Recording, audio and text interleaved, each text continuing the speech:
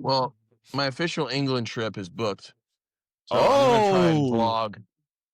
I'm gonna try and do some vlogging for the pod.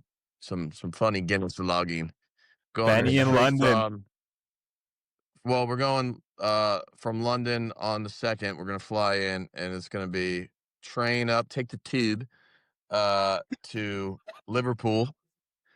So Liverpool, Sunderland on Tuesday, then train to United. We're doing United, West Ham, and then down to Fulham, Crystal Palace on Sunday Oh, that'd be for the sweet Derby, game. and then finally Tottenham versus some off team for the Champions League on Tuesday. Then we fly out. So I'll vlog. Wow. I'll vlog it. Do you need to do something when you're in the stands, like for some of those games? It's going to be lovely. That's a lot of travel. Like, it is. From London to Liverpool? What is that, Yep. like 4 hours on the tube? Surely not. Just under. Not. I mean, it's 3 like a hours, 3.5 hour drive. So, yeah. Depending the stop. Yeah. We'll see how it goes. I don't know. I'm kind of worried right now because we gave ourselves like a 9-hour gap from when we land to when we have to like be up in Liverpool. And with the way the flights are going right now, we might be missing that Liverpool game. They're going to be like, oh, you're going where? You're going home. And Liverpool is like, I mean, those tickets were like $250 or $300 or something. They're so expensive. Mm-hmm. The ticketing for Prem games is insane. Dude, Liverpool is expensive for legitimately no reason. They're just way more expensive than anybody else. You want to know why? It's all to do with season ticket holders and FSG. I think that's super lame. I'm not going to use the word I wanted to use.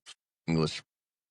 I mean, especially after today, prices should have dropped a little bit. Yeah, just a little bit. You know, they need to go up so we can buy out Slot's contract.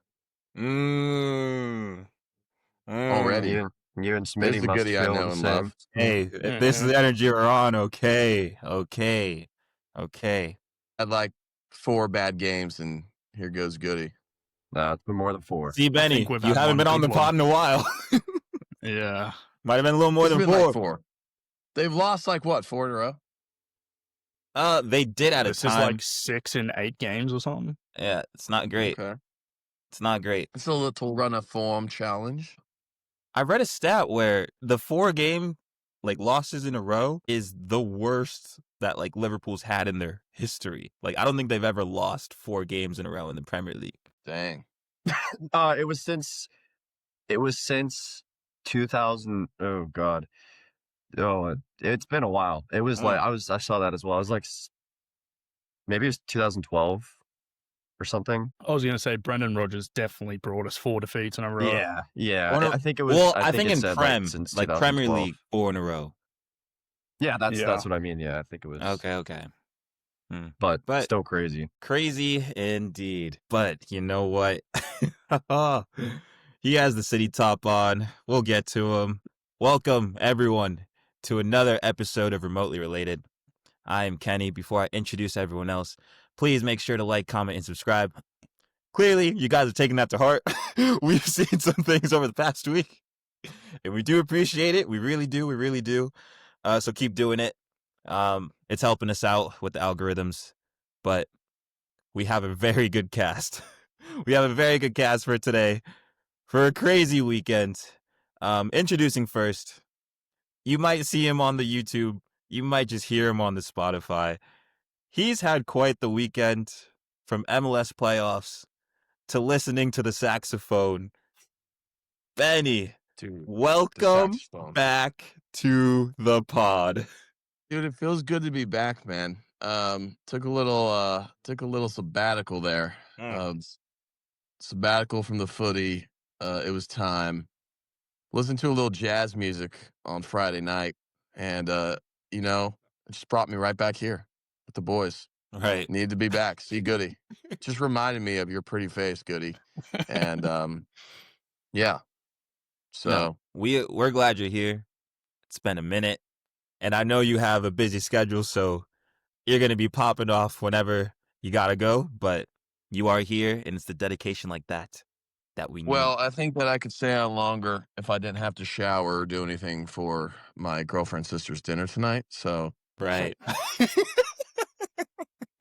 if I just go ahead and don't shower, I should be good. Okay. Right. If you want to stink up the Historically, you place. have Yeah. I think we take the shower. Yeah. We're pro shower over here. Please do. Yeah, the podcast Please do. votes take the shower. Guys, that's really not what I was looking for, but all right. We love the dedication, but we also And love I'm sure a my clean person with girlfriend would dedication. appreciate that. Right. Right. I think I smell great naturally, so whatever. That's why we're called Moving remotely on. related. We don't have to test it. We're in different We locations. don't. So welcome back. Next up, he's the brave Liverpool soul today. He texted me after the game. He goes, I need to be on the pod. I need to say what I need to say. Goody is here. Goody is here to speak his mind. With the Christmas tree in the background. New edition. How are we doing, Goody? Unfortunately. It's been a tough Sunday. That's all I'm going to say right now. We'll leave it till we get into the Very shortly. I hope you get the butt end. fucking. I just want to say, Travis, I hope your kids are all right. I'm glad to hear that you got to a game and now are a full-time online fan. So thank you for listening. We appreciate the viewership. We do. We do. Stick Every around. view counts. Yes, please. I think he'll stick around I for hope this. Hey, Goody. I hope you get flamed in the comments for having a Christmas tree up this early, but that's just me. So That's all right. I hope you get flamed for not taking a shower. Right. Goody, I stopped getting subconscious about taking showers a long time ago. It won't matter. You Okay. can't break me. Okay. Next up, we have two City fans for today. Introducing first, he's been absent for a little bit, but he's back now. He's back. Big game to be back for. Always appreciate when he's here to give his opinion. Hillzy, welcome back to the pod. How we doing? Doing great. Vibes are I up. can tell. UConn football's doing great. UConn basketball's doing great. It's all good. They just played Duke, right? Was it Yep. Duke? Yeah. We beat Duke 7-3. Wow. Big one for the 860. Okay. Big one. Okay. Well, welcome back. Last but Good to not be back. least, we said Travis, but it could be a burner account. We don't know. We don't know about all these comments. We're gonna have to look at it, analyze it.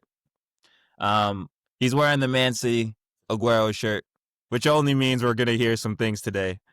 But AB, welcome back to the pod. How are we doing? This is maybe the best weekend of my life. So, we're doing great. Excited to Of be your here. life? Oh, it's up there. Okay. Not because it's you, not just Travis. because- not just because- Wait! Oh my God! Yes, Goody. It makes sense. It makes so much sense. Yeah, my kids. Okay. Fair enough. No, glad that you're here. Glad we're gonna be talking about some things. Yeah, we are. Yeah, we are. Let's get right into it. So, we all watched a game today. Nice little small game. Manchester City versus Liverpool. Probably did not expect any of this to go the way it did. For some people, But yeah, Man City absolutely cooked Liverpool today. Hillzy AB, I just want to leave the floor to you guys to say your piece, and then there's a lot of things I know we'll be talking about, a lot of commentary that we'll be having on it. But Hillzy, let's start with you, and then AB, you can piggyback off of it. How are you feeling? What's the vibe? Talk about the game, talk about players, whatever you want. Let's go. The vibe is great. Great vibes. Going to international break, 3-0 win against Liverpool. Can't ask for much more. Doku, unreal. Nico Gonzalez, great performance again. Mateus Nunez, Rocksteady, steady. Yep. Great assist. Can't complain. Clean sheet. Okay. I see it. I hear it. AB, anything you want to say off of that? Yeah. I mean, our fellow compatriot Nick Smitty texted me and asked how I was feeling before the game, and I said I was feeling pretty confident in the lineup, and I was looking at Liverpool's lineup, and I saw the two outside backs, and then I saw where Doku was, and I had a very good feeling that that Doku was going to give Connor Bradley a hard time. I did not realize how hard of a time he was going to give Connor Bradley because, I mean, if we're going to talk about just one player for this match, Doku literally, I mean, he won the game for City. Like, Man of just the the match. entire match. It was played through Jeremy Doku. And when he's playing like that and he gets into the lineup consistently and he just does whatever he wants and has the confidence, I mean, like, no one can defend him. Like, sorry that Connor Bradley was the guy that had to do that today, because when Doku's on, like I said, he's unbelievable. But obviously, like Holland's goal, first Holland missed a pen. All right, so like let's just not forget about that. That was shocking. AB, sorry to stop you there, but we can probably start with that moment. Did we think it was a pen? I mean, yes, but it was one of the iffy. Like, I think it was leaning more towards a pen than not, but I mean, I can understand people. You don't thinking sound that too it was. confident in that. That's what I'm saying. He didn't say it with Just he wanna didn't point say that with out. confidence. Well, I He mean, didn't like, say it I'm with just like, confidence. How would you say it with that chest of yours, buddy? I'm always going to say I thought it was a pen, but again, people are going to say, "Oh, you're just a City fan. Of course you think it's a pen." Like any Liverpool fan would think that it's not. So I mean, I thought it was a pen. Goody, can you confirm? I mean, the thing is that if you see that contact from your own team's perspective, like if that's Salah and Doku's place, Mm-hmm. you're absolutely going to want it to be a pen. It's one of those ones where, like, yes, there is contact. Does he make the most of it? Absolutely. Is a ref probably going to call it? Yeah. Like, I think it's a soft pen. I do. Was there contact? Yes. Did he go down? Yeah. So it's, I think my issue is that he didn't call it a pen. Like, VAR called it a pen.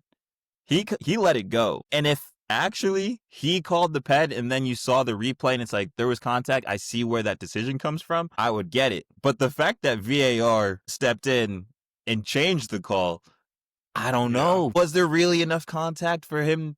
Well, there was contact. But like, it just seems soft. I think the refs, I think, to be fair, though, the refs are just getting to the point of, like, why am I going to call anything when I know I can just go to VAR, like, next time the ball goes out? That's the issue, though. It's supposed to be a clear and obvious Ooh. error. Yeah, I don't know. Was Well, that I a mean, but clear and that's- I obvious mean- penalty? I think that's up for debate. I would say it's definitely soft, but that's just me. Well, I'm just going off your, like, what you were saying, Benny, because the pen got saved. I didn't think it was going to get saved. Big save. I thought it was going to, like, I mean, change some type of game. But Holland when we're stinks talk- at pens right now. how many? I feel like they showed his record and he had he was He 17 had a of really 18. good conversion He was rate. 17 of 19. 19. Yeah. that's pretty good. He missed one against Israel in one of the recent. Oh, see, I wasn't even international tapped breaks. into the international break like that. Okay, I was gonna yeah, say, I didn't know. I think he missed one in Champions League as well. No, Like, I may be this wrong, season? but This season? yeah, Not maybe I don't know. I mean, I could be thinking of the Norway one, but Yeah, I You could just be thinking of He didn't miss another any of the- region. not the Champions League. We haven't gotten a penalty in there. Yeah. But, like, I feel like he had the confidence, of course, to make it, and we all thought he would. But at the same time, when we're talking about the whole, like, referee decision making, we can fast forward to the Liverpool goal that got called offsides because the ref did raise his flag. And if we're going off the logic of, oh, it's just I'm protected with VAR, it is what it is. Why are you raising your flag? And if we're going to be honest, that should have been a goal. That definitely should have been a goal. I don't know how you guys feel, Goody. but I can feel Goody from here. Well, you're definitely pissed about that one. I thought it was up. I mean, he was right in front of no, Donnarumma. you No, he don't. wasn't. No, you don't, Yes, he AB. was. No, Yes, you he don't. You was. don't. You don't. No. Stop. I mean, he I'm was. sorry. He was impeding. AB, He was you're right in front telling of me from where Virgil van Dijk headed that ball, he was directly in front of Donnarumma. He wasn't affecting his literally. view. Well, he was definitely affecting his view. He wasn't No directly in chance. front of him, but he No was. chance. Oh, we're And they lying. have called- We're lying. And they've called that before as well. So let's not just say this was a one. Benny, what'd you say? They're always going to call that. They're always going to call that. That's the thing. I agree with AB on this. When you No. have Tim Howard, an Tim Everton Howard player, says whatever he wants. advocating for a I Liverpool like Tim Howard, goal, you know there's something wrong. Now, they're always going to call it. That's just the rule. That's just what they're going to do. You know, if there's a No. guy anywhere in, they're always going to call that. Yes, They are. do that. They No. literally That's give the what they do. benefit to the keeper. They always do that. They But the always do. problem is the logic they're using doesn't make sense for this situation because Listen, Donnarumma looked like he looked dead at the ball. He saw the header. Yeah. Robertson's He not was in full the sprawl. way. He still made an attempt for the ball and missed the ball. Like Well, Virgil put it in I the mean, he's not fucking just corner. gonna stand there. He's not just gonna stand there and just like go. If like he this didn't because see someone's it, he next to wouldn't him. have moved. Do I think that if he He's- was not there, he would have saved it? No, I still think it would have been a goal. But I'm not arguing the logic. I'm arguing what they're calling, and they're always going to call that. Oh, it's I just mean, I agree. it's They're wrong. gonna It's call it. just wrong. I thought he should have saved it anyways. But On a philosophical level, Kenny, what is wrong? you have dinner to Let's get ready move for. on. Don't even Let's talk move about on, no kid. philosophical. it's just it bothers me that they showed us the behind the goal angle of what Donnarumma was seeing, and you could tell he saw the header and just couldn't get to it. So when it went in the net and he was complaining about offsides, it was. We'll talk about him a little later. It was kind of like what Gabriel did at the end of the Sunderland game. He knows he messed up, but he's still going to ask for something. That's what I think Donnarumma was doing. That just and sounds like good goalkeeping. He just knows the rules, man. this guy. The dude knows. The dude knows how to play the game, dude. When Come are on. you leaving? Yeah. I like you. You want to keep? Maybe Yes. don't shower. Maybe just keep. Yeah. I might not. rolling. I might not. This is the natural You know, Musk just talking from It's him. Yeah. been a while since I could just get on this podcast and with just my words crawl under the skin of my friends. Uh, Get around in there. yeah, we're gonna have to look at your contract soon, see what's going on. Yes. But no, negotiation. regardless of the challenge, like whether you think it should have been offsides or not, clearly we're debating on that one. But that was one of the main chances Liverpool had, and I think that's a big issue with this entire game with itself. Because even if the goal went in, I still thought City was going to win just based on how everything was going. Yeah. It looked like we're going to give the ball to Konate, and then we're going to press, and then we're going to win it, and then we're going to attack. So, like, Hillzy? Texans defense. I think they just brought back a touchdown. Fantasy win right there. Oh, okay. Shout out Gio, Texans fan. But Right. what I'm really talking about it with the press to Konate and then actually winning the ball and just going for it, you saw like that was their main game plan and it was working. They showed a stat like halfway through where Konate had the most touches for Liverpool. And if Konate has the most touches for Liverpool in that half, really an issue. I think there's some talking points we can have on Konate. Does anyone want to start? Because I do have a question The about main it. talking point is that he absolutely stinks. That is the main talking point. I was Like, kind I of, don't- I mean, kinda- I'll concur. well, it's kind of like what Benny was saying with the philosophical thing. Konate clearly had his head turned quicker than a Love Island contestant. 1,000%. 1,000%. I mean, even Haaland's goal, I mean, it's a lucky ass goal. Yeah, I agree. Knows nothing But at the about end it. of the day, it's poor defending. It's poor defending all around. And Konate like should have Oh, yes. Konate should have either flicked it away harder or just cleared it straight forward. That's fine. My thing with Konate though is we need to have his ears talked because it's been the entire season. You would think after the Madrid links so early on, everything else happening, he would have found his form from like last year or like the year before. He'd be good. Hon- There is Honestly, a I serious don't know if issue. I don't know if this is a thing, but get him a premium subscription to Duolingo. Get him working. Get him It's a in there. translator. Get him Duo out. Max. Get him Max. done. But But I mean, who else? I mean, they don't have another defender. Their bench today was, I mean, they have they just have to keep playing him because they signed the Leone. He got hurt. He was out. He's out till December. They have Joe Gomez, and that's it. I'd honestly rather start Joe Gomez. I mean, that's why they wanted Gahey, I'd rather right? start Joe Gomez. Yeah, I mean, seriously. And it's like, this is going to continue to happen if, I mean, he has to start. But it's honestly all round, though, because, like, Salah is undroppable. I don't know why. Yep. Kanate is just simple to... Well, he pouts whenever whenever they do sit him as well, which, I mean... Couldn't care less. Like, the thing for me... the thing for me is, like, from Kanate's side, yeah, we know, like, his head turned, Duolingo, it is where it is, but surely, like, something has to click where you have to just play well. And he's not playing well. I don't know if it's, like, the mental side of things where he just really wants to go and now he's just, like, playing bad or whatever. Like, how has this happened where he was one of the best center backs in the league last year and it's turned into this? Like, this is what's confusing me.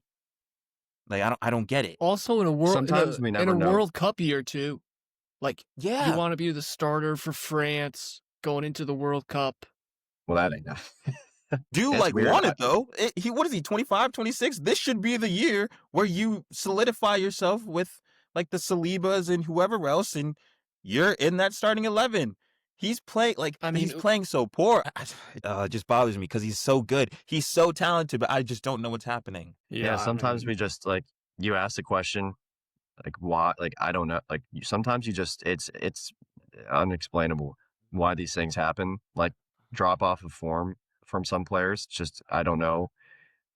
And it's not like it's like consistent game time. He's playing every game. He's just not performing to the standard that he did last year, which, to be honest, there are a few Liverpool players that aren't performing to the standard. McAllister. There's a lot in this lineup that I do want to get to as well, but Goody, correct me if I'm wrong. I feel like Kanate, for 2 or 3 games, he would have an excellent performance, but then it would just be a complete drop-off. So I'm just... I mean, he didn't play that poorly against Madrid. I mean, given Madrid weren't... I don't think Madrid played great football, but, like, his low has been very low, and it's not something I think we've seen. Like, he was very consistently tinkering on above average performances last year, but wouldn't make the mistakes that he is this year. Like, I don't know where these mistakes are coming from. Mm-hmm. Like, I don't know if it's a Virgil hasn't been playing that great or hasn't influenced the game as much as he has been. I don't know if it's the midfield's not influencing the game as it has in recent years, but his, like, individual moments have been very, very poor. Yeah, I agree. That penalty, it was just a simple clearance and he just knocks it into Doku. Like, you can't have that. Can't have that as your center back. When you keep doing it multiple times, like, City was bound to, like, capitalize on it, like you're saying, Hillzy. So AB, you mentioned it a little bit. If you want to speak about it, it seems like a lot of players in this Liverpool side have dropped off a little. You're talking about McAllister, like Salah, of course. I mean, there's a conversation, but Van Dijk. I mean, I don't know what it is. Like, it's hard to understand how they had Slot first year after Klopp. They win the league, and they're like their performances were just phenomenal last year, individually and just like team wise, obviously. And then I don't understand how it like I just can't wrap my head around how this happens after a season like that. Individual performances and then team wise, like, I don't know if the training changed. Like, I wouldn't think that it would, I don't know. I think it's a lot of Slot is trying to implement his style of play into this Liverpool team that's built around Klopp. Do you think that last year, that last year he's kind of like, rather than coming in and trying to change everything, he just kind of like kept things more so the same, and then now it's like this big. Now he's like, this is the season where he's trying to change more things and like buy all the players. Like, do you think maybe that had something to do with it? I mean, I think it's a lot of last year. The only change we really made was we didn't press as much as we did under Klopp.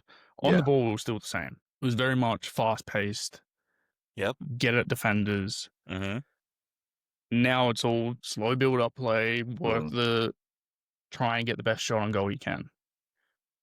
Salah's not that kind of player. No. Gakpo's not that kind of player. No, he's not. No, he's not.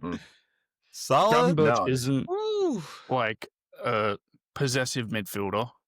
Like, he's good on the ball, don't get me wrong, but he's not like a slow it down, dictate the play kind of player like a Zubimendi is, like a Declan Rice is.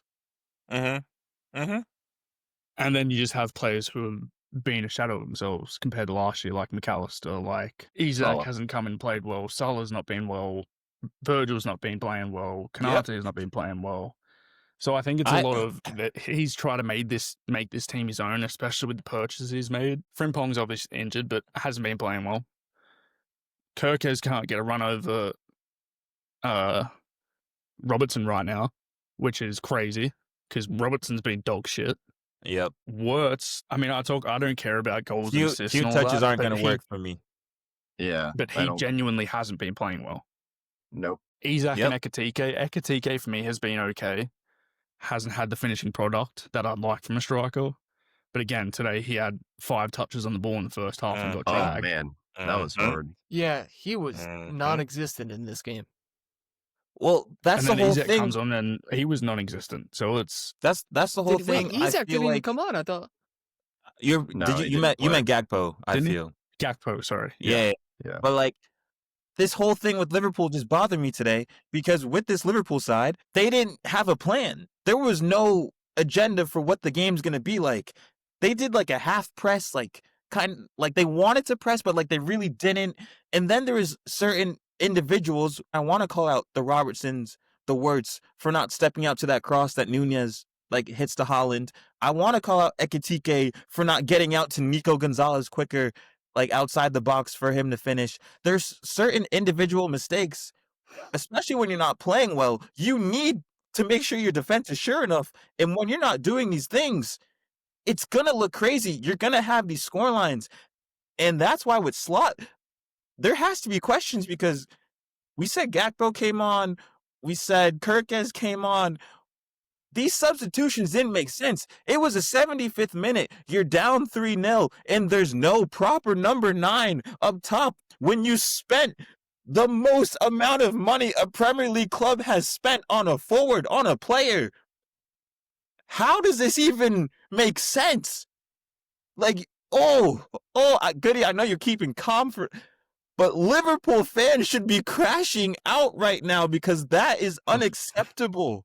It's unacceptable. I mean, I look at our squad and I think, what is the best formation we could play right now? And I think unanimously we could agree here and say it's a 4-4-2. Yeah. Who do you sacrifice in midfield? Salah. Nobody. You just gotta put Connor Bradley out and put Szoboszlai in. I would honestly play Wirtz on the left of the 4. Gravenberch, I don't want to say McAllister, but I'm going to say McAllister, and probably Szoboszlai on the right. Yeah. Okay. Because you know Salah's not going to work well in the 4-4-2. He's not. Oh, he'd be terrible. He's not defensively inclined enough. He's just going to play right wing. How does this work though? Because if you drop Salah, it's November. You have an entire season. How does this work? Kenny, we sell him in January. I don't. Oh, okay. My hot take. That was my hot take. I honestly, if an offer comes Liverpool's way from anywhere for Salah, I beg, please, they have to take it. They just right have after to get rid of AFCON, him. Saudi. Right after AFCON, he goes Saudi. During AFCON, it might be the best football we play. I'm with you. Hey, I'm with you. After seeing like Salah again, I didn't need to watch this game to know, but like when you guys were watching, Salah would try to play passes where like as a casual viewer you could be like, there's 0% chance this is going to connect. There's absolutely no way you chose to play that pass. I feel like there's a difference between trying to make a pass for City we'll say like a Cherki. For United you can even give it to like a Bruno Fernandes, but they try to like see something that others people don't. And with Salah, I think he sees what we see and he's like, I'm just going to play it and see what happens. Right? Like, if I'm wrong, I'm wrong, but it just bothers me how he tries this stuff. And I do genuinely feel bad because of what he's done for Liverpool. But the game's left him. It has. And he hasn't left the game before it's left him. I can't underestimate He's hard to watch. He's hard to watch. The amount of things this season that I've looked at him do and be like, what are you doing? I just don't get it. I don't. Well, yeah, he's not playing well. But Goody. we should talk about I was about to say, Goody, is there any final things for Liverpool before we transfer over? Because it's very brave of you to be on this episode. I respect because I know Smitty wasn't. I know Smitty. He was probably so mad. He probably smashed his TV. He wasn't coming on. He loves texting. Oh yeah. For some reason he wants. I'm feeling good. Blah blah blah. I was like, yeah, all right. No, but Goody, any final thoughts? I think there's a lot of decision making that this football club needs to do. Are you slot out? I want to say yes, but I think it's a bit premature. I kind of agree with you. I think he's off the back. Liverpool's off the back of Jurgen Klopp, probably our second or third best manager of all time. He's off the back of winning the Prem. We've had a bad run of form that looks worse with the money we've spent. And I think a rational Liverpool fan could see that this is coming just based off performances, even those first 5 where we were 5-0. Scraping the win. I think 95th minute Merchants. Yeah. Correct. I think you could see it coming. I think by January, if it's not gotten any better, I think, or more so if it's gotten worse, I think you have to look at it. Like, I think as a Liverpool fan, the title hope is out the window. It's gone. Yep. I think it's very dependent on Champions League, and to be fair, I think it's just Champions League. If you guys win Champions League, I think it's a successful season. I would call it if you get the Champions League, because that has to be your main target. There's no way that if they don't increase the performance, like that they could. I don't know. Like I feel like they have the squad for a European run. I don't. Premier League, I think they're cooked. I don't think they have the squad for European. If they have one injury on their defense, it is absolutely gone. And defense meaning center backs. Yeah, but you got to remember, I think January we buy a center back. Well, true. Yeah, the transfer window. Yeah, I think Champions League wise, we're already, I'd say, qualified, but we're not going to miss out on Champions League knockout rounds. Mm-hmm. Like, we're going to be top 24. Mm-hmm. Yeah, I guess at that point anything can happen. So the last game of Champions League for the groups is like January, February, something. Yeah. So okay. You guys have to go for it. But at the end of the day, this was a City victory. So I know we talked about Doku. I want to bring it up again because man of the match performance, absolute clinic that he was putting on. I think he looked Connor Bradley in the face and said, I am not Vinicius Jr. I am Jeremy Doku. And that's exactly what he proved. I just found it interesting where Hillzy will get to your text.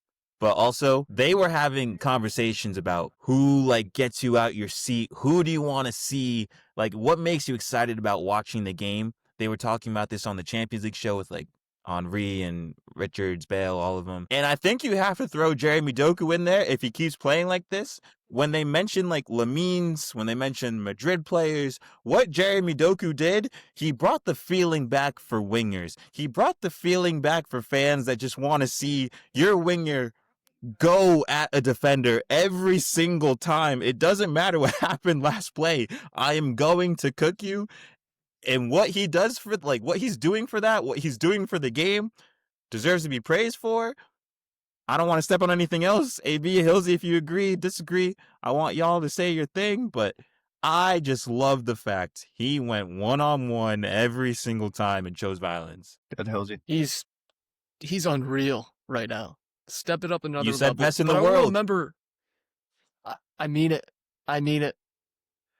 I want to say you Maybe guys Luis weren't here Diaz. for the Maybe Champions League Luis pod Diaz. midweek. Actually, You What'd guys you say, weren't Goody? here for the What? Champions League pod midweek. Ask the question: who's a better left winger than Doku in the world right now? No one. Luis Diaz's name was Luis mentioned. Diaz. Luis Diaz The goal he is, yeah. scored yesterday. I tried to say Leao, but I realized he's a striker now. So he can't be in the left wing conversation. You know what I mean? Yeah. All right. You're gonna get yours. But yeah, no. Doku was class. Nico Gonzalez, very good performance. Yes. It was a very good performance. Consistent. Go for it, AB. what a panic buy. Yeah, seriously. No, he's been consistently getting better each game. I said it the last time I was on. I was very impressed by O'Reilly again. He's a very solid left back. Foden was all right. Bernardo Silva, like, you love him for a game against Liverpool. He was class. The big games, like, he's just He was class. someone you want. Yeah, he was great. Cherokee not too involved. You know he hates Liverpool, Bernardo. Oh yeah, it was the press. The press just that the game plan was just on point. We pressed them. They couldn't really connect many passes, and it was from the beginning whistle that it was like that. And I mean, yeah, Haaland didn't have like his absolute best stuff today, because if he did, he would have scored the pen and maybe like another chance. But just, yeah, Doku, again, when he's playing like that, he's the best. And yeah, he reminds me. I don't want to say he reminds me of anyone, because he's very different. But like, I said it last year when we were ranking wingers. Like, there aren't that many. At least last year, there weren't that many like great pure wingers that would take guys one-on-one. Doku does that every single time, and when he's confident, it is legitimately every time he gets the ball, he's going forward, attacking the defender, and gives me like not the same vibes as Leroy Sané whenever he played for City, but just the directness that he, obviously they're different players, but whenever Sané was playing for City, he was direct and always went forward, and he was pretty unstoppable as well. So I love it. And I said it in text as well, like, we're back. Like, I'm all in. We're gonna, Title race is official. It's official. It's Okay. started. I'm back in. I was never out, but I was never as confident as I am now. Mhm. And yeah, I think we have the squad to compete. And yeah, let's see. I don't even know if we need anyone in January, to be honest. Goody, are you okay? I was I was looking, make sure you're okay. I feel like you wanted to say something, but No, I think He's the making a pod face after the whenever I Arsenal said game, you had a little different opinion. I know you're gonna say. yeah. When you didn't go and try and win the game, but no, I Um, think from City's perspective, I think that Whoa. Oh, Hold on. Wait, Oh, you from think you were City's- done with me, didn't you? wait, you took a shower? He's in the Buddy, shower. I Yeah, showered, in the shower. I changed. I curled up in a little ball in the shower, and I said, you know what? I'm getting back on today. Okay. Hey, I love it. And Benny, we're about to wrap up the City Liverpool, and I know you watched Arsenal Sunderland, so you're going right after this. You're going right after this. Well, But, I got about okay. I got about a 7-minute gap. 'cause No, I'm supposed to exactly. be Oh no, at you're the gonna dinner say your piece. You're gonna say your piece, and then you're gonna table. dip. Yeah. I need to be at the dinner table in 7 minutes. So That's electric. yes. But okay, Goody. Sorry, go for it. Yeah, quickly, I'll just say I think City. I'd rather be in City's position right now than Arsenal's. I think City have proven that they are title chase. winners. They can chase down opponents. Arsenal proved that they can crumble, and I think that I truly think they will. And I think City could go on their typical 14, 15 game win streak, especially Yeah, on the latter end of the year. So I mean, 4 points now, as opposed to the 9 gap they had 3 years ago, 100%. is a lot better than Yeah. So I completely. And next Arsenal's next match is Tottenham. City's is Newcastle. Big I games. think they play Chelsea after that as well. So it's Big games. Yeah. Yeah. Okay. Yeah, no. Shout out City. They got it done. Elite performance. As a hate watcher, I hate to say it, but it was so good. It was really good. Yeah, Doku, keep playing like that. You're going to be in conversations that no one else thought you would be in. But let's move on, because there was another important game in this title race that I kind of expected a big result for this one. Like, that's why I was texting the group chat. I'm like, hey, there's some big games going on. But You know who you didn't expect, Kenny? Was Dan fucking Ballard. Dan Ballard. fam, Is that his first name? no, you're right.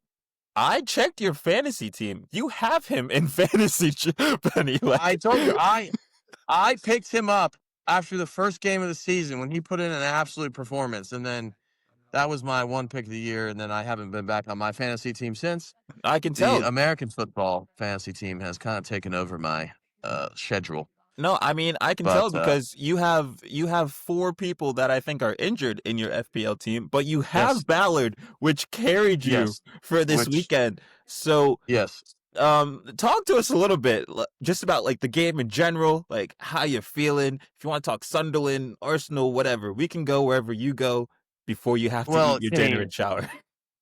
That's a very good question, and I'm glad you raised this point. What a game! What a beautiful game! Loved it. It was a great sight to see. Of course, I was watching with the other gentleman in this podcast that's not here, Mucky, and that was a production in of itself, really, because we were watching the game, and then I was watching him melt down at the same time, and it was glorious to see. Saw an Arsenal crash out. Yes, actually, on my parents' back patio, my dad was also witnessing the meltdown, and I think it told my father a lot about how I've turned out as a man, because that's who I hang out with. So, but anyway, back on topic. Yeah, Ballard, man, I can't tell if he's a natural born striker or a makeshift center back. But what I do know is he's a big ass body. And he can get his head on the ball. I mean, he can get his head on just about anything. I would assume. Hey yo, hey yo. I'm just saying. I know we all love Ballard, but like that much? Golly. I mean, come on. Oh my God. Okay, hold on. Walk with me, gentlemen. One moment. I'm going. Walk with me. All right. All right. Oh wow, there he is. I think we're picking up a nice bottle of wine. Can I get a 3 milligram smooth Zen, please? Oh, he's unreal. That's lovely. Yes. This is unreal. I think I have to keep this in, right? Surely I keep this in. Yeah. I think you make it its own TikTok. Yeah. This is. I thought he said he had 7 minutes. This is an elite 7 minutes to use your time in. Like, how far away does the girlfriend live? Or girlfriend's sister is the question. I guess not. That's the question. That's the question. Man. Okay. No, we'll start there. Appreciate it. Yeah. Thanks, mate. Thank you, Benny. Wow. Talk about a substitution. Wow. Impact sub. It just feels like I don't know if you guys saw Nico Jackson during the Club World Cup for Chelsea. He came on 3 minutes in, got a red card, and got like sent off. That is the same vibe that I'm putting with Benny. But shout out Benny as always. He talked about him already. Ballard, 3 big moments in this game. First of all, I didn't know that he could strike a ball the way he did. Woo! Woo! That first one, I was like, you're a center back. You shouldn't be able to do that. But then, secondly, again, that second goal, all about him, all about doing what he needs to do. And shout out Brian Broby for doing what he needs. That's a monster. That's an absolute monster. This is the same one who I think against Chelsea, he was holding up Adebayo and when Chalobah was just looking. Yeah. So like this is the same striker. But yeah, a big time play when you need someone with that physical presence. And then lastly, for Ballard again. Goal line clearance when you need it the most, 97th minute, put your body on the line. Something Gabriel tried but didn't work for him. So is there anything Sunderland related we want to keep talking about? Is there anything else we want to talk about from that side before we switch over? I think, again, Smitty might have said it, and I agreed with him. I was a little confused on their approach after they went 1-0 up. Insanity. I didn't think they would stay that attacking. I think they were going to pack it in a little bit more, especially with the formation play and the way they play. I was a little surprised at them, I guess, just giving Arsenal chances that they didn't really need to. Considering a draw is a good result for them, I think when you're 1-0 up, you can take the chance of packing it in and have Arsenal try and come break you down. Given the way that Arsenal have been this year, they haven't really broken teams down. It's more just been set pieces and specific moments where they've scored goals. So I was surprised in that aspect of their approach. But I think what you're trying to say is the risk factor that they took. right. There were so many things, even in the first half, because I think it was Enzo Lefebvre who laid off the ball to someone top of the 18, but then someone like hit it over. And then their CB was trying to dribble out the back and got caught out. And we saw the same thing for when Saka scored his goal. It was Declan Rice winning the ball and like going from there. So Sunderland playing this risky and still getting a draw, fair play? I think it's fair play because I wouldn't have done that. I know if I was leading against Arsenal, a team that hasn't allowed a shot on target in who knows how long, who hasn't allowed a goal in who knows how long, I would have been like, hey, guys, you see the top of the 18? We're going to play a 10-1. We're going to defend for our lives, and we're going to get this win. But they went for it, and I'm glad they did for, like, the entertainment side of things. But I guess for Arsenal, like, if anyone wants to speak to it, like, how do you think they feel about this draw? Do we think it's genuinely just the points dropped? Do we think they did enough to win? Like, what's the vibe here? No, it's a very big moment for them in their season. I think, not that it'll be season defining, but I think that's a game you have to go and win. I mean, Sunderland is a hard place to play at, and they have been incredible this year. Like, staying in the light. This is probably the best promoted team we've ever seen. I do still think that they should have got a result from that game. If you're Arsenal, you have to. When you're winning, that's what you're saying. You had the lead. Yeah, fair. I mean, and these titled, if they want to win, they need to win those games. I don't care if it's a hard place to play. It is. Like, other teams are gonna have to go there and play, but if you want to win the league, you need to win there because you're gonna drop points elsewhere. I can promise you that. Yeah. I also do think our perspective would be different if it was Arsenal who went and scored a late-minute equaliser. I think would be like... Signs of champions. It's a little bit better to get a result out of a game that they were losing until the last minute, but being 2-1 up and then conceding in the 94th or 95th or whatever it was, it sheds a different light on it. Go ahead, Kenny. No, I was just going to say, these are very good points. Because with Arsenal, I didn't want to bring it up because I feel like Arsenal fans might think I'm hating, which I might be, potentially a little bit. But they've had like a perfect start to the season. What was it, like 25, 26 points from a potential 30 entering this game? All the vibes are good. People are scoring, whatever. The fact that they have this draw and they're only 4 points ahead now from City, that has to be alarming, right? Like, wouldn't that ring some type of alarm bells where we played this well, we didn't concede a shot in who knows how long, all these fantastic stats, and you're still only 4 points ahead? That looks kind of crazy.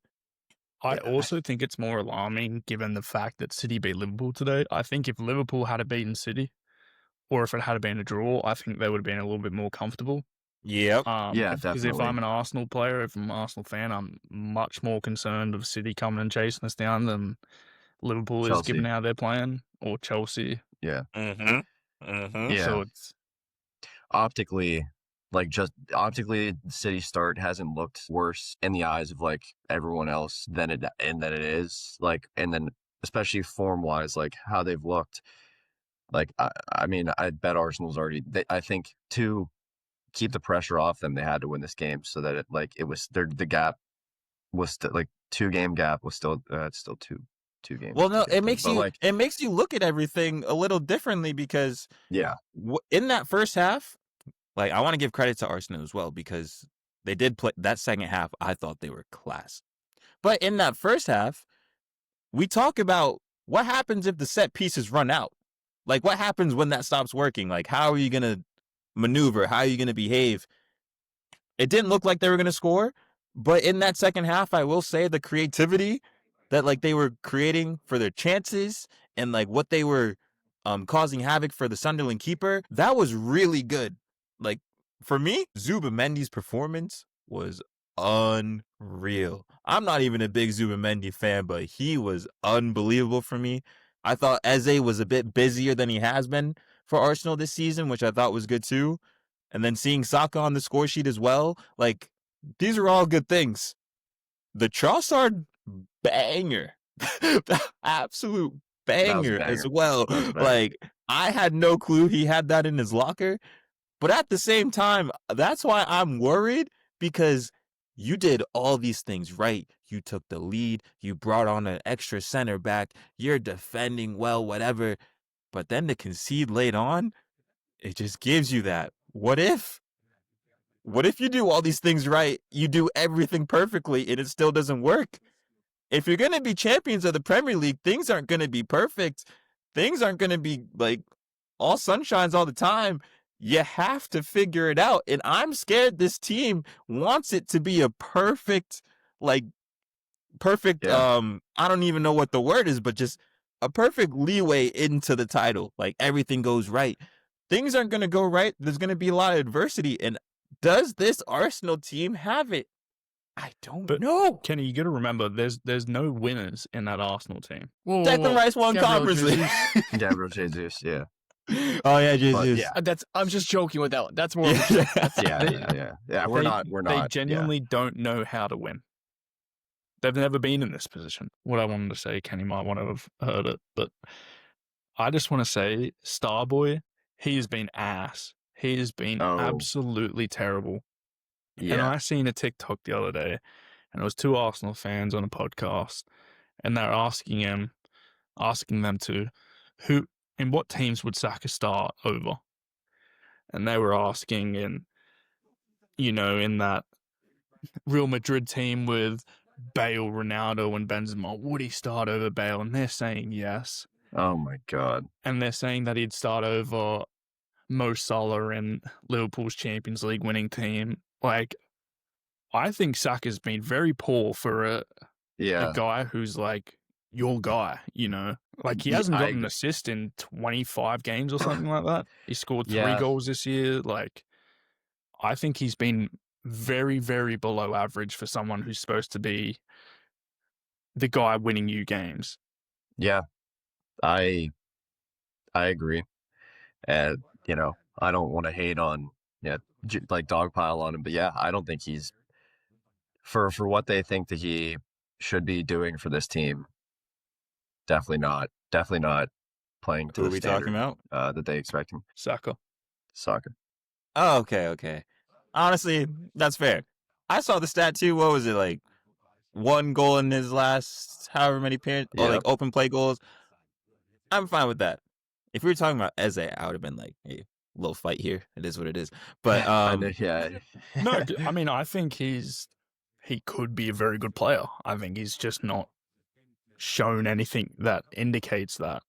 The way they play just does not allow for any brilliant individual. It's very system based. It is very system based. Yeah. I don't disagree. But at the same time, to play devil's advocate, I will say, with all the signings Arsenal made, Saka doesn't have to be the main man, which is what I think they wanted in the first place. If I'm wrong, I'm wrong. But like, That's what Yeah, I Yeah, thought. it's just because like, then who? in my opinion, that should free you up more. Yeah, Yeah. and then who? But like, where else are we seeing there? So are you saying Okay, if you- Gyökeres is important then? Because he takes away defenders and allows Saka the freedom? He Well, should but be. Saka, he should be, but Saka hasn't like done that though. From like if he, Yeah, I don't think that many people are scared like, of Gyökeres. regardless of if you think Gyökeres has done well or not, Saka still hasn't stepped up. Yeah, True. that's kind of the. I was just trying to set you up. You ain't catching me with that shit. Yeah. Gyökeres is still ass. Yeah. But okay. I think that's a good recap of the game. Is there any like final thoughts? Again, Brian Broby, the strength.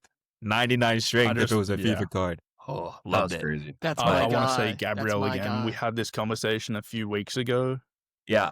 when what was the goal they conceded? And Gabriel Voltamata, was Newcastle. Let's talk about it. Yeah. I'm so with you. Yeah. I'm so with you. This is Because a few he- times from Gabriel that he's soft as shit. You act like you're hard as nails, and then you're just having a little flop in front of the ball, a fake attempt at it, looking to win something off the referee. It was that part, even though Gabriel put his head down, so like that's never a foul. Also, David Raya is kind of escaping some blame here. He is. Why on earth did he go in trying to catch the ball? That's an insane move. And he's had a lot of bozo moments this season, but the fact that Arsenal's playing well, no one's really talking about it. But he's had some mistakes where if teams capitalize, it looks a lot different. It looks a lot different. You do not go in trying to like cup the ball like this. Just punch the ball out. Two hands, Yeah. just punch the ball out. It's not that hard. It's 97th minute. Get it out of here. But, oh, yeah. I think he's also had some, to come to Raya's defense, he did have like a triple save or something like that Unreal saves. about Like 5 shot minutes stopping earlier wise? that probably overshadows his mistakes. Like, Well, that's the thing. but Shot I stopping agree, wise, like, class. yeah, I agree. I don't understand why he's coming from that. I get it. It's a 1v1. You come for that. You come make the angle closer, but like, I don't know, it's like an eyes closed. I'm going to Whatever try happens, and hope happens. something hits me here. Yeah. Fair enough. And then maybe for Gabriel, because when Gabriel entered the league, there was some, things going on, but all of a sudden he gets new teeth, gets a new hairline. Maybe he didn't want to hurt it. I don't know. I don't know. Maybe that's the reason why he's not going in as hard as he should for a CB. But a great point from Sunderland. Shout out Granit Xhaka. Unreal. Unreal. Ballard is an Arsenal Academy graduate. That's what they were saying on the commentary. Yeah. So leave it to Arsenal. Do an Arsenal thing. I just 4 points after how good they've been. It's scary. I would be scared as an Arsenal fan. But okay, we can move on to a much more boring game. I'm sorry, fans out there, but we're going to talk about it a little bit because I do have a couple questions. But Man United 2, Spurs 2. This game, man, was so interesting because I don't think there should have been 4 goals in this game. This game didn't deserve 4 goals. But I think the main question we can start with, who's more disappointed in the draw? I've been trying to figure this out.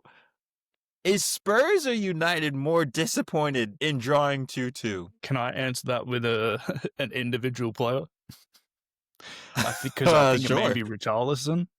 Yeah. Oh, Because the amount of times this man's taking his shirt off when he thinks he's either rescued a game for a draw, or won a game for a game. and It's like the taking his screenshot. shirt off. Yeah, it's like bro thinks he won the Oh game. my lord. I can't believe that. That was crazy. I think Spurs would be more disappointed overall. See, I might debate with you. One, they're at home, so that's the first thing. 2, they climbed back from being 1-0 down, Yes. and they thought they had the winner. And you let De Ligt free off the back post, score that header, which I mean, 10 men by the way. Yeah, and just position in the league. I think they were even on points. I think they're still but- even on points. They are, yeah. But I just feel like, I don't know. I feel like they needed that one really bad to get them back on track. Have they won And at home this season for They Prem? said they had I one don't- win. One win. They have one win this season at home. That's tough. Yeah. Ay ay ay ay ay ay. I mean, I think they're the exact same Tottenham that they've always been.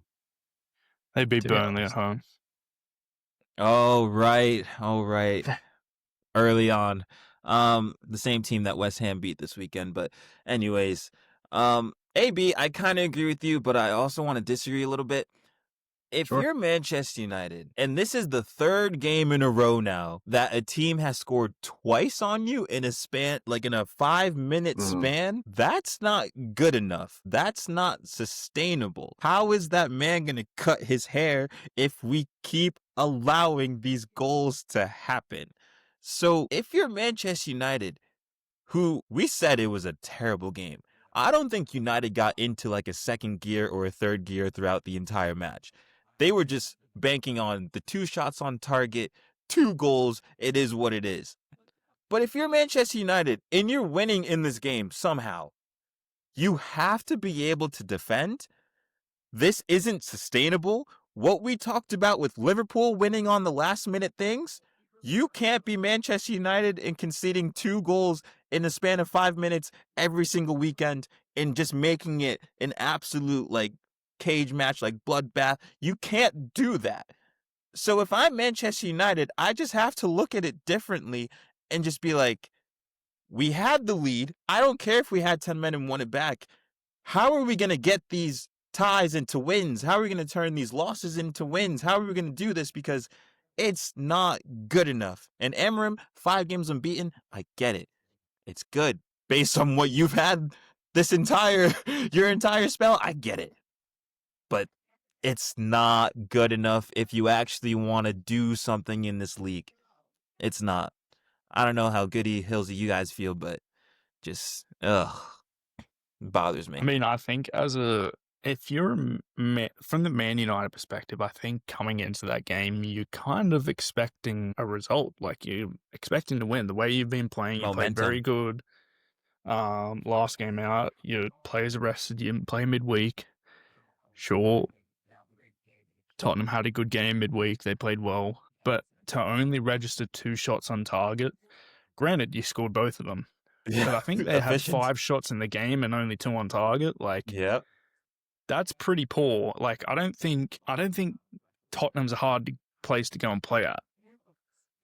Like, I think there's definitely worse 3-point lane for a reason. in the Premier League. 3-point lane for a reason. Right. I wouldn't be scared of going and playing Tottenham away, especially how they have been. Like, and no kudos. Right. Yeah. I think if you're a United fan, I think you're more upset with that result. Yeah. I mean, I could see, like you guys. I mean, I could see both sides. You guys, I mean, you're trending in the right direction, and then you just have like a draw that when you concede 2 goals quickly. Like I do agree with that, Kenny. It's just that it's the 3rd week in a row that the commentators have said they can be second place if they hold on to this result. Like these are the things where if you're actually a serious club, if you're actually going to do these things, hold it down. Make sure you get these points. And Sesko, I know he got hurt. I don't want to like talk about it too much because there's some chances unless anyone else has anything to say, but there are some chances where he was in a very good position to do something, but he didn't. Like, I would be frustrated. Man. I would be frustrated as a United fan. Like, it bothered me. Some of these big money, high talking strikers that made the move in the Prem, not looking too hot as of right now. More Xavi Simons hates. I'm here for. I mean, he's not that guy. He's getting very burned out much to like dry, Woods. though. Yeah, I know. I feel like it's. You think it's a system thing for him? I agree, Goody. Yeah, there was times where he was dribbling and it was like, wait, is there anybody to pass to, like forward, or is it just Richarlison? I can't remember what game he played as a left winger, and he actually played well, and then they're just putting back into the centre midfield, and then it's not working out. Yeah. I don't know. It's weird because I like both him and Verts. I like go back and watch. Like I watch highlights of them last season. And I'm just like, where are you? Like, where's this player? Well, Xavi But- Simmons, I just think he needs to realize the Premier League is different from every other league in the world. You can't play the way that like you've been playing in different leagues, and we know the touches are there, like there's talent there.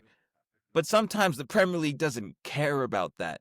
You just have to grind in and get yours and get out and like do what you need to do. And I think this is the growing like pains that he'll have to have. The only problem I have is in this league, we know they don't give you a lot of time to figure it out. There is a chance, I won't say like this season, but there's a chance where he can just get shipped on out to either like a La Liga team or somewhere in Turkey, somewhere back in France. Like there's a chance where that can happen, and he just needs to figure it out quickly for his sake. So I'm honestly a little surprised that they spent the money they did on him. he was a third 'Cause option. I don't think that's what I'm saying. I Yeah. don't think Xavi Simmons is that proven of a player either. I think a lot of it is like we saw him grow up in our like through social media. We Yeah. saw him grow up with the Wonder Kid status and what he was doing. So everyone just knows. So the fact that like we're seeing him at this point now, they haven't seen him like fully deal with this type of pressure before. So it is an interesting thing. The final thing for this game, Amarim's starting 11. He switched it up a little bit. And this might be more of the Benny philosophical thing, whatever. But he brought in like Dorgu. He brought back in Maguire. He brought in Mazraoui. Do we think Amarim's doing this to keep the players happy because there's not that many games for United? Or was this like strictly tactical? I would hope it's tactical. They don't have an opportunity to quote unquote make players happy. Right. Their goal should be to get Champions League football. Mm-hmm. He shouldn't be playing Mazraoui to make him happy. He should be playing Mazraoui because he thinks this matchup is the best chance they have to win the game. Mm-hmm.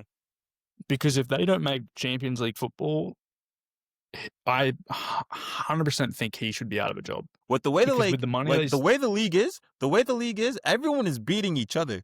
And they're in a position to finish Champions League right now. Like it's in November, 18 points, same as like four other teams. That's okay. But if you don't get it, there has to be some uncomfortable conversations. This is your main priority. Champions League is your main priority. So, yeah. Yeah, I mean, shout out to the Prem. There's a 8-point gap between first and ninth right now. I think that's the closest it's been, and I don't even know how long. It's been a while. Especially Bournemouth 12, got 11 games destroyed in. by Villa today or yesterday. I watched those highlights. Bournemouth got cooked. They got smacked. Yeah, They got Semenyo smacked. missed Is a Villa pen. back? I just want to talk about fantasy real quick. How good did Semenyo captaining go? I'll tell you at the end of this episode when we All talk about fantasy.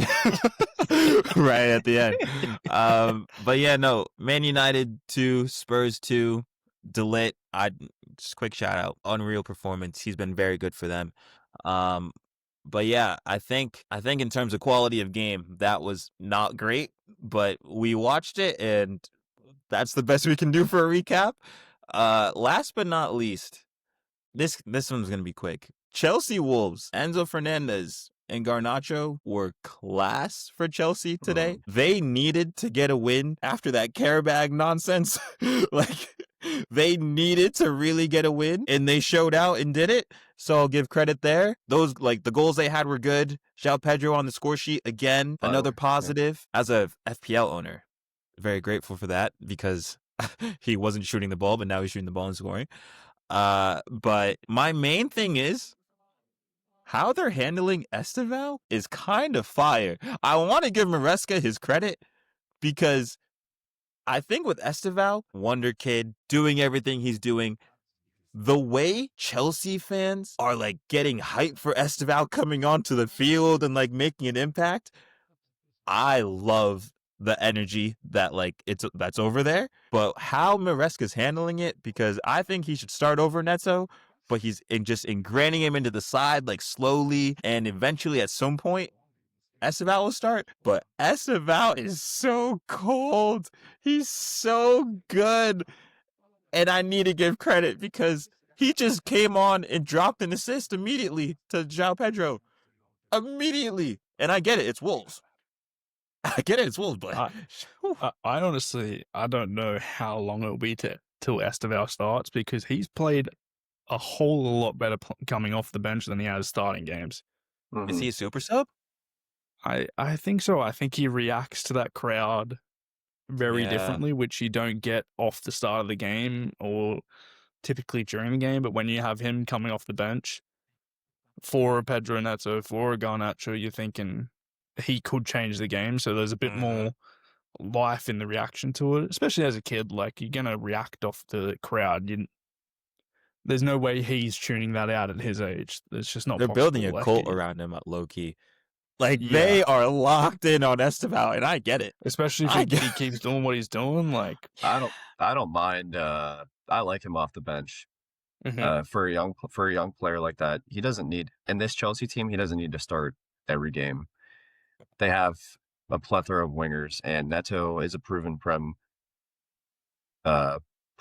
Against his old side, he scored. Yeah, exactly. So like, I don't like. I'm not saying don't ever start him. Like, start him some games for sure. But like, for this season, I think they should keep doing what they're doing, because when he makes an impact every single time he's on the pitch. He's class. I do have a question.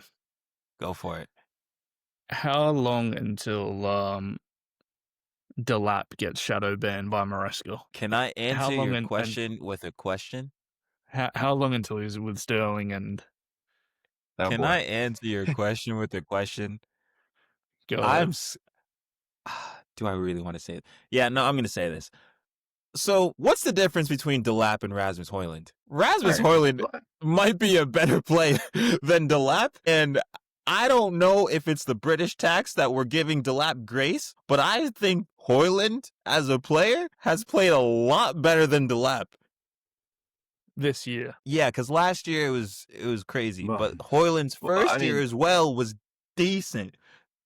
I feel like Delap's best year was at Ipswich. Feel like he was hurt, and now he's just getting back into the side. He came back into the side and got a red card. Then I don't like any of this Delap performance right now.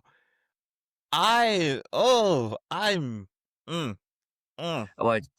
selfishly, as he was a City Academy player and we let him go. If he sucks, I'll be happy. So, that's fair. It's fair. I just had to raise the question though. Because I've seen Rasmus Højlund play well. No, I've seen him play well for Manchester. Like, his first year was good. His second year, criminal. Like, I've seen him play well. Delap's best year being at Ipswich might have to be studied, because what we're seeing at Chelsea, we're seeing him getting hurt. We're seeing him come back and get the red card. We're seeing him just try to play bully ball. That doesn't work with these center backs. I am not convinced on Delap at all right now. Not at all. That's my thing with a lot of... It's my issue with big clubs, top 6 clubs signing players from lower teams. Sure, it works out. Like, Cunha's a quality player. He's been somewhat playing well for Manchester United. Yep.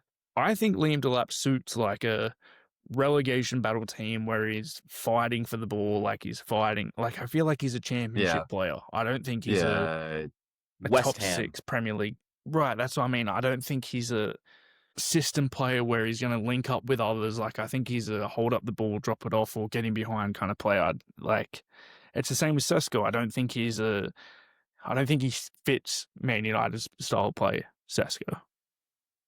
Yeah, I mean, Sesko, I won't get into Sesko. Tesco.